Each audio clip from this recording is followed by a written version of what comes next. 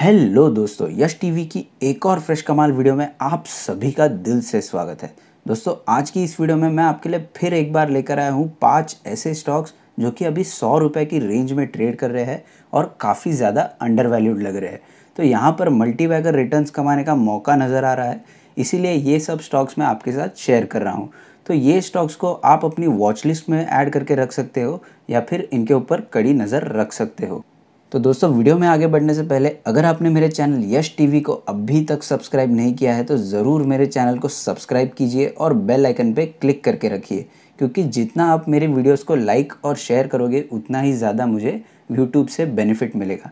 तो ज़रूर मेरे चैनल को सब्सक्राइब कीजिए और अगर आपने मेरा ये वाला वीडियो अभी तक नहीं देखा तो ज़रूर जाकर देखिए, बहुत ही इन्फॉर्मेटिव ऐसा ये वीडियो बना है। 10 अनमोल रतन शेयर्स के बारे में मैंने इन्फॉर्मेशन शेयर की है, जिसके ऊपर आपने बहुत ही बढ़िया रिस्पांस दिया है। तो ये वीडियो को ज़रूर चेकआउट कीजिए, इस वीडियो से आपको बहुत सारा नॉलेज मिल सकता है। तो चलिए दोस्तों, बिना ज़्यादा टाइम गवाए बढ़ते हैं हमारे आज के टॉपिक पर, जो कि है 100 रुपये वाले स्टॉक से रिलेटेड। हमारी लिस्ट में सबसे पहला स्टॉक है Birla soft limited. Birla software ये एक आईटी कंपनी है जो कि various types of digital services provide करती है, इंक्लूडिंग क्लाउड सर्विसेज। अभी क्लाउड सर्विसेज प्रोवाइड करने के लिए रिसेंटली बिरला सॉफ्टवेयर ने जो है माइक्रोसॉफ्ट लिमिटेड से टाई अप किया है। जी हाँ दोस्तों, ये अमेरिकन कंपनी माइक्रोसॉफ्ट लिमिटेड के साथ टाई अप कर चुकी है क्लाउड सर्विसेज प्रोवाइड करने के लिए। तो ये एक बहुत ही बड़ा पॉजिटिव हो जाता है इस स्टॉक को आगे देखने के लिए।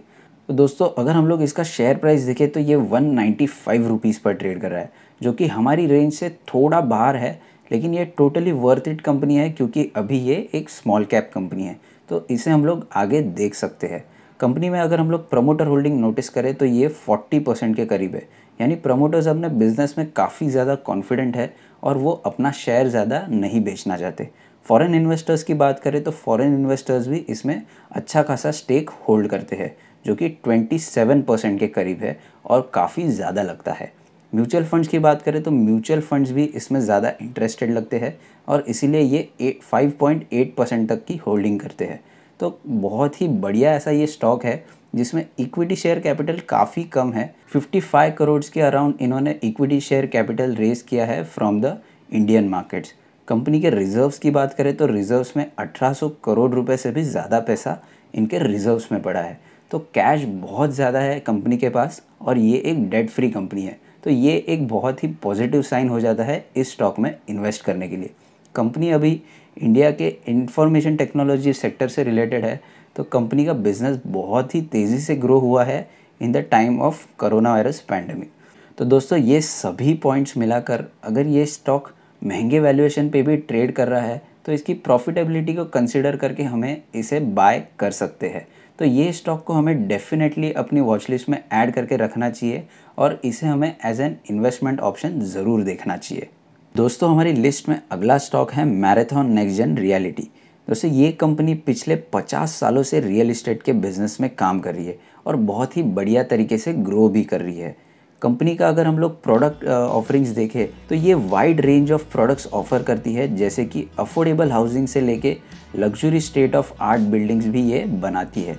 कंपनी बहुत सारे सेक्टर्स में काम करती है, जैसे कि कंपनी रेसिडेंशियल बिल्डिंग्स भी बनाती है, इसके अलावा ये कॉरपोरेट प्रोजेक्ट्स भी लेती है। तो ये कॉरपोरेट बिल्डिंग्स भी बनाती है जो कि मुंबई में इन्होंने लैंडमार्क्स बना के रखे हैं। तो कंपनी का मेन फोकस जो है ये लग्जरी रेसिडेंशियल प्रोजेक्ट्स पे है, एज वेल एज ये state of art commercial projects भी बनाती है। तो दोनों टाइप्स की ये बिल्डिंग्स बनाती है और मोस्टली इनका जो फोकस रहता है ये लग्जरी बिल्डिंग्स पर है। कंपनी का अगर हम लोग इक्विटी कैपिटल देखें तो ये 23 करोड़ रुपीज़ पर है। तो कंपनी ने सिर्फ 23 करोड़ रुपीज़ इक्विटी मार्केट से उठाए हैं। इसके बाद अगर हम लोग इनके रिजर्व्स देखें तो रिजर्व्स में 570 करोड़ रुपीज़ से भी ज़्यादा पैसा है। तो कंपनी का रिजर्व जो है ये सरप्लस में है, तो ये बढ़िया बात है। कंपनी की अगर हम लोग प्रमोटर होल्डिंग देखें तो प्रमोटर होल्डिंग ये 74% से भी ज़्यादा है। तो 74% के ऊपर थोड़े पॉइंट्स है, शायद 0.9% है। तो प्रमोटर होल्डिंग भी बहुत बढ़िया है। कंपनी बहुत ही क्लोजली हेल्ड है और प्रमोटर्स ने अगर हम लोग देखें तो स्टॉक प्राइस ये 333 रुपीज़ से 37 रुपीज़ पर आ चुका है एक साल में, लेकिन फिर भी प्रमोटर्स ने अपना शेयर नहीं बेचा है। तो ये कॉन्फिडेंस दिलाता है कि प्रमोटर्स अपने बिजनेस में बहुत ज़्यादा कॉन्फिडेंस है और उन्हें आगे जाकर ग्रोथ नज़र आ रही है, इसीलिए वो अपना स्टॉक नहीं बेच रहे। दोस्तों कंपनी का शेयर प्राइस अभी 55 रुपीज़ पर चल रहा है और ऐसा लगता है कि इसमें एक बहुत ही बढ़िया जंप देखने मिल सकता है, क्योंकि अभी लॉकडाउन के समय में भी इनका प्रॉफिट आफ्टर टैक्स जो है ये 69% से ग्रो हुआ है, जो कि बहुत ही एक्स्ट्रा ऑर्डिनरी है कोई भी रियल इस्टेट कंपनी के लिए। तो दोस्तों मुझे लगता है ये स्टॉक को हमें डेफिनेटली अपनी वॉच लिस्ट में ऐड करके रखना चाहिए। अभी महाराष्ट्र गवर्नमेंट ने भी स्टैम्प ड्यूटी हटा दी है, तो इसका भी बहुत ही बढ़िया बेनिफिट मिल सकता है मैराथन जैसी कंपनीज़ को। तो ये एक बहुत ही बढ़िया इन्वेस्टमेंट अपॉर्चुनिटी हो सकती है इस स्टॉक में इन्वेस्टमेंट करने के लिए, और इसे हम लोग medium term to long term के नज़रिए से देख सकते हैं। दोस्तों हमारी लिस्ट में अगली कंपनी है vinyl chemicals limited from the house of Parekhs. Parekh group ये पीडीलाइट इंडस्ट्रीज़ को ओन करता है, जो कि फेविकॉल बनाती है।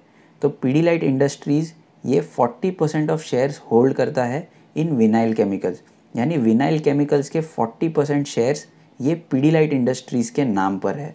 तो कंपनी बेसिकली प्रमोटर है विनाइल केमिकल्स की। विनाइल केमिकल्स का अगर शेयर प्राइस देखें तो ये 103 के करीब ट्रेड कर रहा है। कंपनी का बिजनेस ये प्राइमरीली केमिकल्स की ट्रेडिंग से रिलेटेड है। तो कंपनी विनाइल एक्साइड केमिकल ये इंपोर्ट करती है from various global suppliers and distributors और इंडिया में आकर ये सेल कर देती है। तो कंपनी बेसिकली ट्रेडिंग के बिजनेस में है और 80% ऑफ केमिकल ये पीडीलाइट इंडस्ट्रीज़ को सप्लाई करती है, यानी ये कंपनी अपने प्रमोटर को ज़्यादा सर्व करती है। तो Pidilite industries 80% of chemical vinyl chemical से बाय कर लेता है और जो वो यूज़ करता है आगे फेविकॉल और डॉक्टर फिक्सिट जैसे प्रोडक्ट्स बनाने के लिए। तो फिर दोस्तों ये बहुत ही क्लोजली हेल्ड कंपनी लगती है। कंपनी डेट फ्री है। अगर हम लोग इक्विटी शेयर कैपिटल देखें तो सिर्फ 2 करोड़ का इनका इक्विटी शेयर कैपिटल है और रिजर्व्स में इनके पास 59 करोड़ रुपीज़ पड़े हैं। तो बहुत ही बढ़िया ऐसा ये डेट फ्री स्टॉक लगता है, तो इसे हमें अपनी वॉच लिस्ट में डेफिनेटली ऐड करके रख देना चाहिए। दोस्तों हमारी लिस्ट में अगली कंपनी है Sterlite technologies limited. Vedanta group की ये कंपनी है जो कि बेसिकली मैन्युफैक्चर करती है optical fibre and optical fibre cables in India.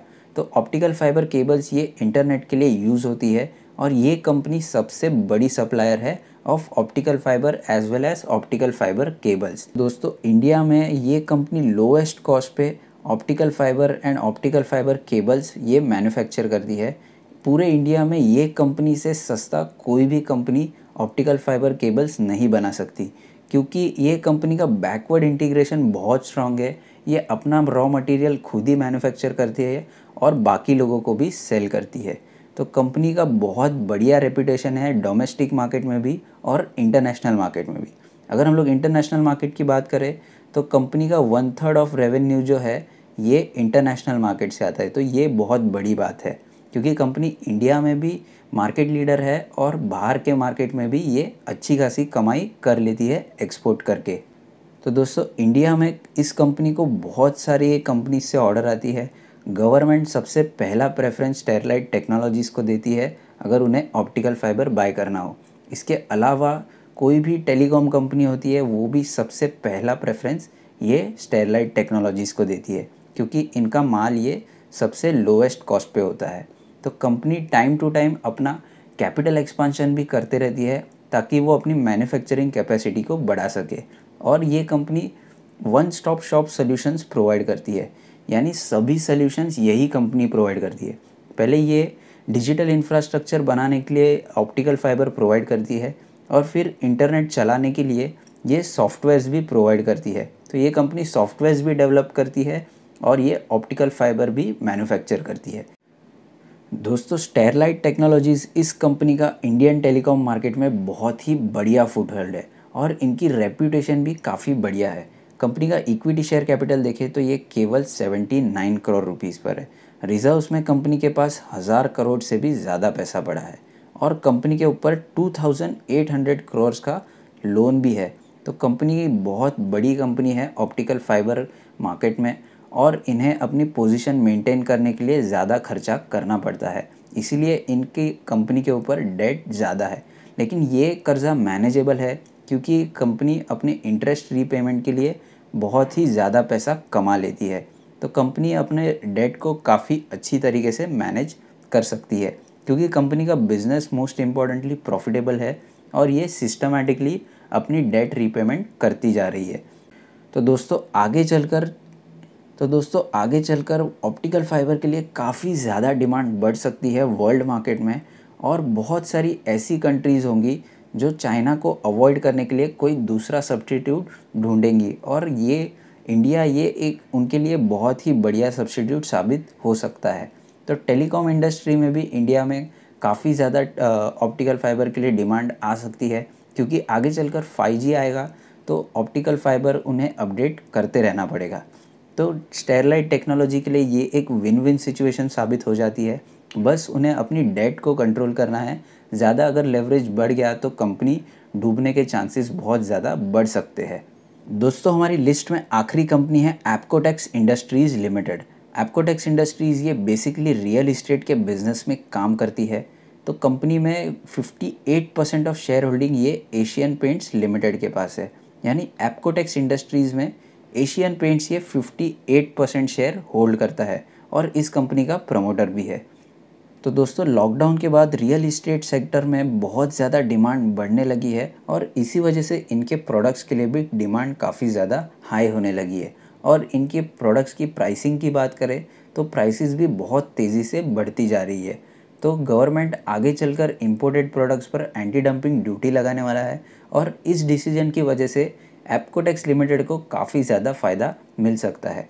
इसके अलावा कंपनी के प्रमोटर्स ये काफ़ी स्ट्रॉन्ग है। एशियन पेंट्स हम सभी को पता है इंडिया में पेंट इंडस्ट्री का मार्केट लीडर है और ये बहुत ही स्ट्रॉन्ग कंपनी है। तो कंपनी में अगर हम लोग इक्विटी शेयर कैपिटल देखें तो ये केवल 10 करोड़ रुपए का है। तो 10 करोड़ रुपया इन्होंने इक्विटी मार्केट से उठाया है। इसके बाद रिजर्व्स में अगर हम लोग देखें तो 241 करोड़ रुपीज़ का सरप्लस पड़ा है, जो कि अगेन बहुत बढ़िया है ऐसी छोटी कंपनी के लिए। और अगर हम लोग कंपनी की डेट को देखें तो कंपनी के ऊपर सिर्फ 49 करोड़ का कर्जा है, जो कि कंपनी इजीली मैनेज कर सकती है क्योंकि कंपनी का बिजनेस ये प्रॉफिटेबल है और इनके प्रमोटर्स ये काफ़ी ज़्यादा स्ट्रॉन्ग है, जो कि इन्हें आगे चलकर बिजनेस लाकर दे सकते हैं। तो फिर दोस्तों, ये स्टॉक को हमें डेफिनेटली अपनी वॉच लिस्ट में ऐड करके रखना चाहिए। ये शॉर्ट टर्म में आपको बहुत ही बढ़िया रिटर्न कमा कर दे सकता है। दोस्तों, आज के लिए बस इतना ही। अगर आपको वीडियो पसंद आया तो ज़रूर इस वीडियो को लाइक कर दीजिए और अपने सभी दोस्तों के साथ ज़रूर शेयर कीजिए। अगर आपने यश टीवी को अभी तक सब्सक्राइब नहीं किया है तो ज़रूर मेरे चैनल को सब्सक्राइब कीजिए, क्योंकि स्टॉक मार्केट से रिलेटेड मैं बहुत सारी इन्वेस्टमेंट आइडियाज़ यहाँ पर फ्री में देते रहता हूँ, जिसका आपको ज़रूर लाभ उठा लेना चाहिए और अपने सभी दोस्तों के साथ भी शेयर करना चाहिए।